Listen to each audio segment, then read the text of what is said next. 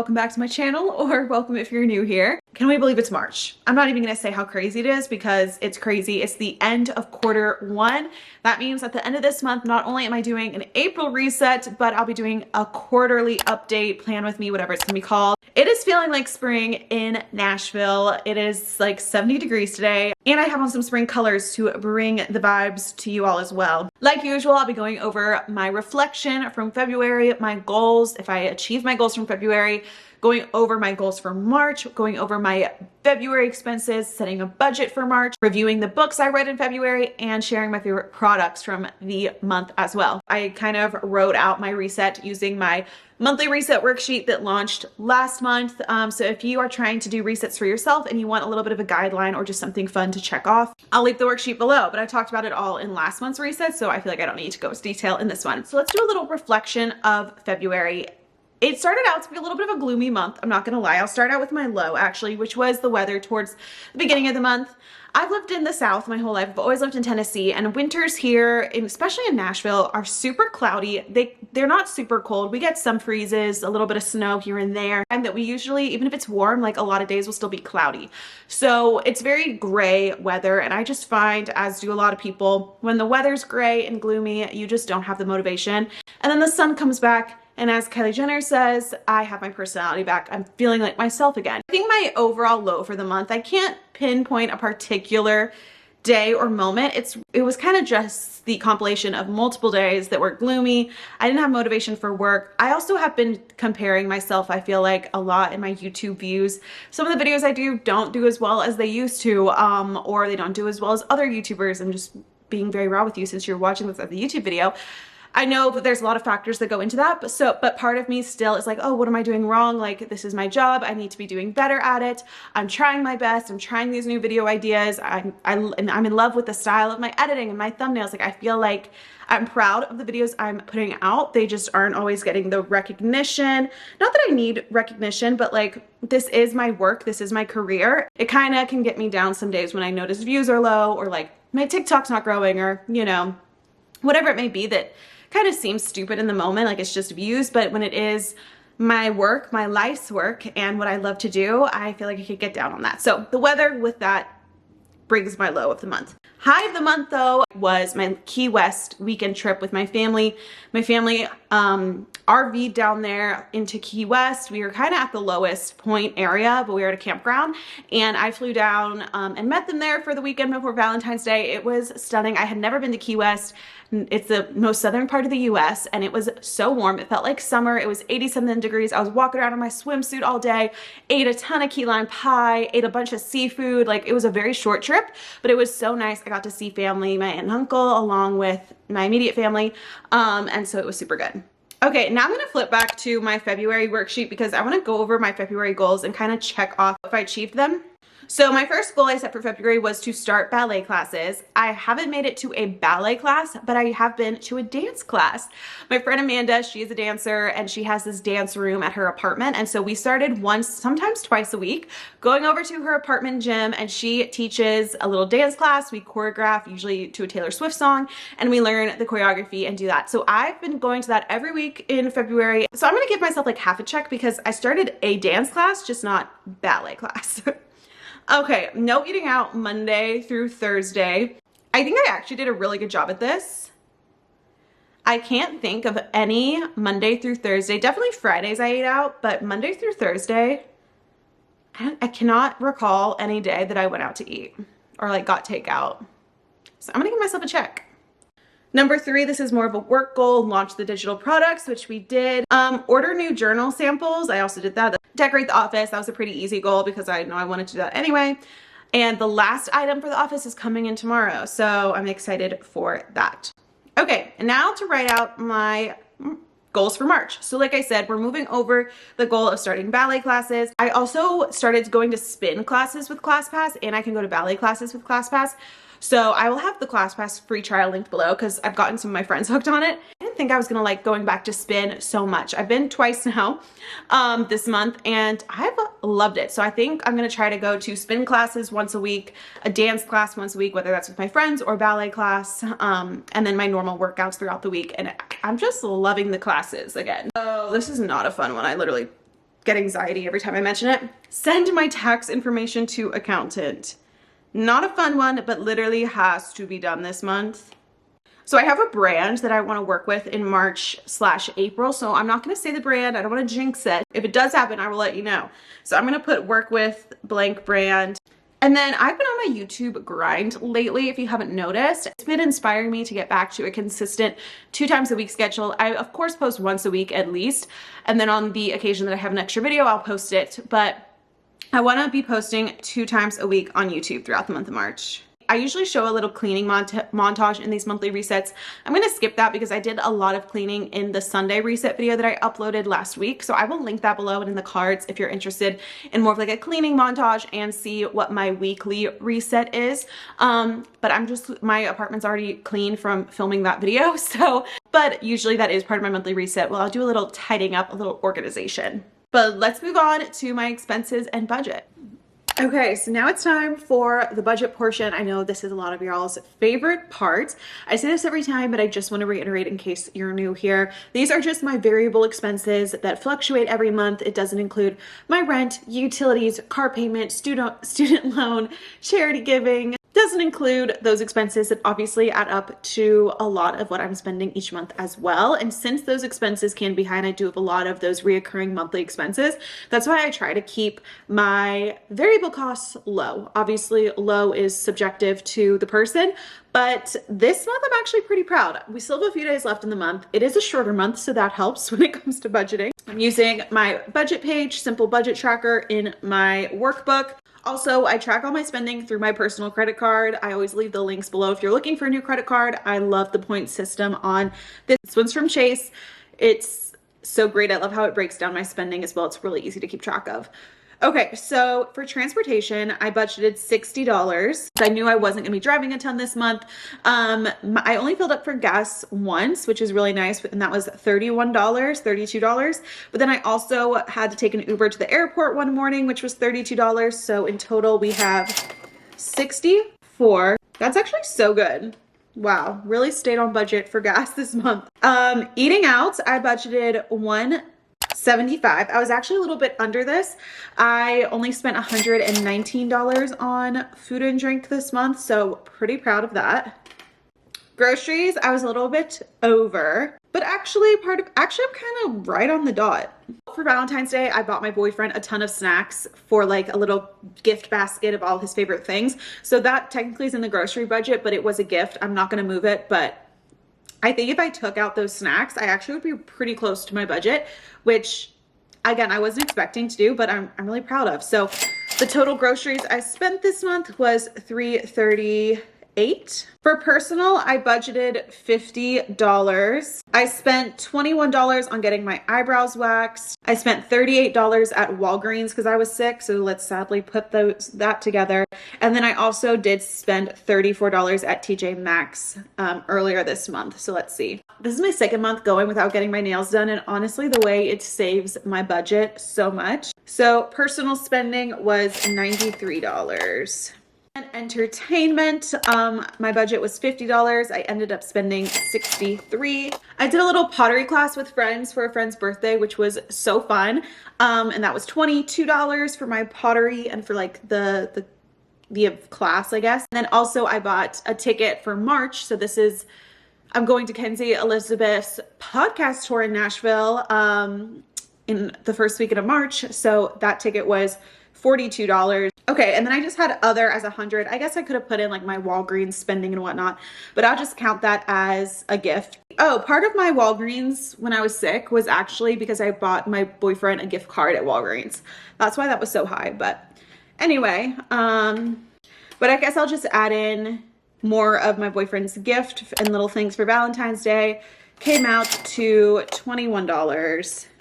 My spending so far, again, I have a few more days left in the month, obviously, because I'm filming this early, but we may hit the budget right on because right now I'm slightly under budget at $700 for my total spending. My goal was $735. So guys, I think this may be the closest I've been to my budget. Woo! I think that deserves a round of applause or a sip of Olipop. All right, let's see if we can keep it up. Okay, we're gonna go to March. and figure out my budget for March. That was my February expenses. When I'm thinking of my budget for each month, I try to think about what I have coming up that month, kind of what are my big expenses going to be. Am I traveling? Am I going to be home? For March, I am going to be home for a good chunk of time, about a week, because I have cousins coming in, family coming in. And I want to be at my parents' house when they're visiting so I can see them. So that thankfully saves me some money though, because I don't have to worry about groceries while I'm there and things like that. I think if there's anything else in March, let me look at my calendar. Transportation, I'm going to budget $100. I just feel like I'm going to be running around a lot. Eating out, I'm going to do, what did I do last month? 175. I'm going to do 200. And then groceries, I'm going to do 250. Personal, not planning on getting my nails done. We'll probably get my eyebrows done. Personal, we'll put 50 again. Entertainment, I kind of want to go to the movies. I haven't been to the movies in a while, like the movie theater. So I feel like, again, doing fun things with friends and such, I'm going to say $75. For other, I'm going to say 100 again. I think it's just good to have that little bit of buffer room, you know, things come up, unexpected things and whatnot. So the total amount of money I want to spend on these variable things in March is $775, sticking to around the same amount, giving myself a little bit more here or there since it's going to be a very social. That's how I do it, guys. It takes 10 minutes and it's super simple. Gives me a great idea of what I was spending, where most of my money is going to. It's usually to food. And it kind of highlights any ways you can cut back. Like, did I really need that $34 TJ Maxx run? No, it was a bunch of miscellaneous stuff that I probably didn't need. It's just good to know your money. It's good to know what's in your bank account. I have definitely gone through times where I ignore my bank account and I just check it every day. I know for a lot of people, it's scary to check your bank account. You just try to ignore it. But this is my announcement to anyone in college, or especially if you just graduated, like, getting a hold of your finances, even just understanding where your money's coming from, where your money's going every month. It's just really empowering. That's the word. It's empowering to know your money systems, to know what money you have, where it's going and whatnot. But anyway, enough of that little rant. Let's move on to the next segment of this reset. It is now time for one of my favorite segments, my book reviews of the month. So I read a total of 4 books this month, and I wrote them all out on my little book tracker. So if you see me using my iPad here, that is why. So the first book that I read is Queen of Shadows. Look at this bad boy. This is a total of 653 pages by Sarah J. Maas. This is book 4 in the Throne of Glass series. If you guys have been watching my resets since the fall, I've talked about me struggling through this Throne of Glass series, but let me tell you guys, this is where it gets good. I'm understanding the love for this series after this book. It took me 3 whole books in the prequel before getting to this point, but it's finally picking up. I'm really excited. I loved this book. I gave it 5 stars, everything, and I obviously don't want to spoil anything, but this one has a lot more romance. It's setting up more romantic interests, which I am loving because I felt like the first few Throne of Glass books were missing that romance excitement that keeps me interested in books. But honestly, I feel like I read this quicker than expected just because I couldn't put it down. I was reading it at the gym. I was reading it in the hot tub. I was reading it whenever I could. The next book that I read was People We Meet on Vacation. Nothing new. This is by Emily Henry. It's 382 pages, so a good size romance. I have read Emily Henry's other famous books, Book Lovers and Beach Read. Probably Book Lovers is still my favorite out of these 3. I know this is a very popular one that came out a while ago. I'm late to the game, but I wanted a good beach read for my little trip to Key West, and this was the perfect book. I actually read it in 3 days. I liked it way more than I was expecting to like it because it's a friends to lovers plot, which is actually my least favorite trope when it comes to books. So I liked this a lot more than I was expecting to. It was quick, it was fast paced. It's one of those books where it flips you back to previous moments in the couple's life. So previous summers that they spent together, and then it keeps going back and forth to this summer. And I actually find that a lot of times books do that. I don't really like going back, or I don't like going back and forth. But in this book, I actually didn't mind it. I enjoyed seeing the different perspectives, and I gave it 4 out of 5 stars, which again, I wasn't expecting to like as much as I did, but I should have expected that since it's such a popular book. Okay, the book that I have been struggling to get through this month is Icebreaker. Let me get to the cover.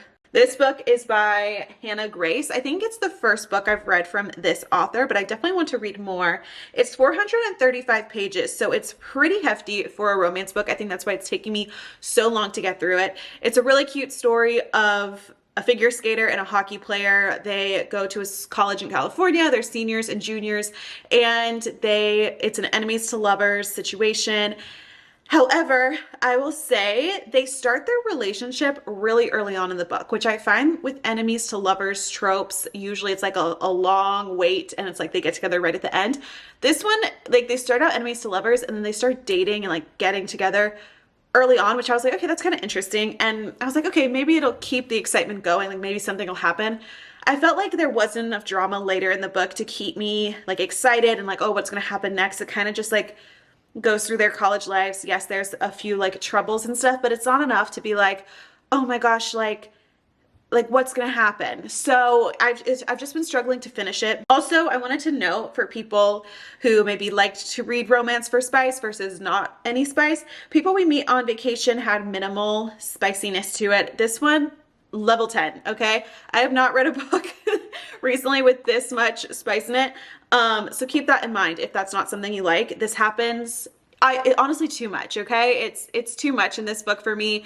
But if you're looking for something like that, get this book right now. It's too much for me because I feel like it takes the excitement away from it. It kind of is just like so often that I'm like, all right, like it takes out the excitement, the anticipation of the characters. I don't know. I had high expectations for this book, and at the beginning I really loved it, and then it kind of just fell out for me. I actually am 90% done with it. I'll finish it this month by the time the studio goes up, but unless there's some great big happening at the end, it was a 3-star for me. Okay, and now for the nonfiction book I read this month. I was working through a few nonfiction books. This is the one I ended up finishing, and it is a memoir. It is Girl with No Job by Claudia Oshry. I am a huge Toast girly. I've been watching daily since September, so for many months now. I tune in daily to the Toast. I'm part of their Patreon. It's spritz in my fridge. Like, I thought the next step on my Toast journey would be to read this book. And it was very cute. It's just a memoir of her life. I learned a lot more about her background, about her childhood. I liked reading about how she kind of began to get famous, grow her Instagram, like the business side of it. I gave it 3 stars. It's 240 pages, so very short and sweet. It's cute, it's interesting, it's nothing like crazy groundbreaking. I think everyone has to read this.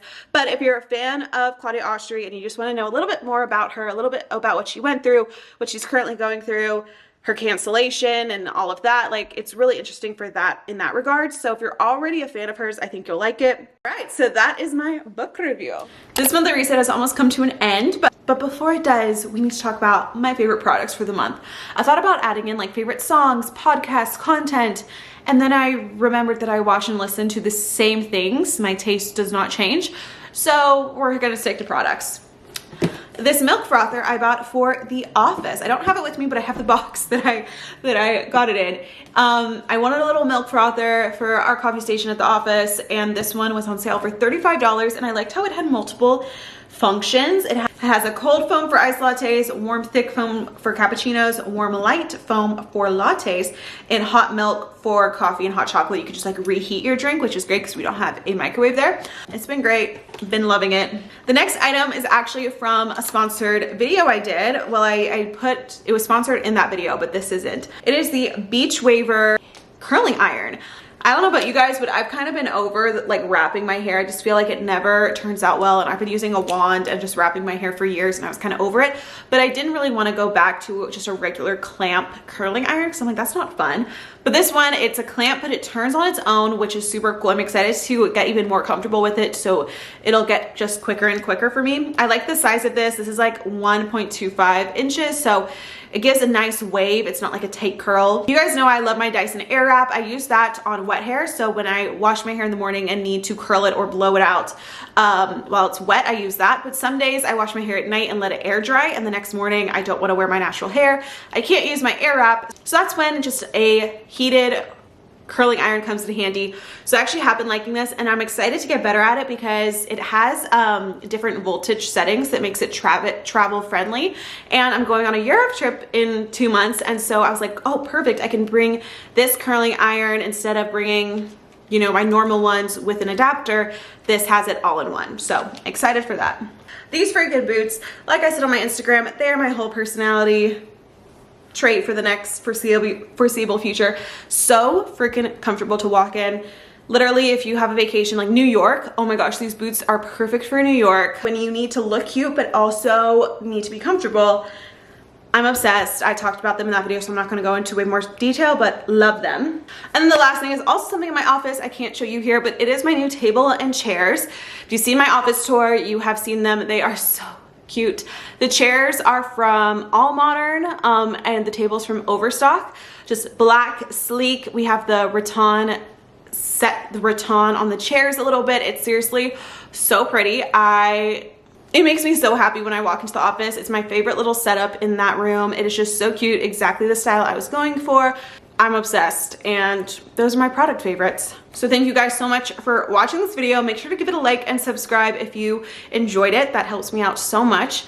I'm wishing you guys an amazing, amazing March. I have a good feeling about this. I don't know what it is. I just have a good feeling for March.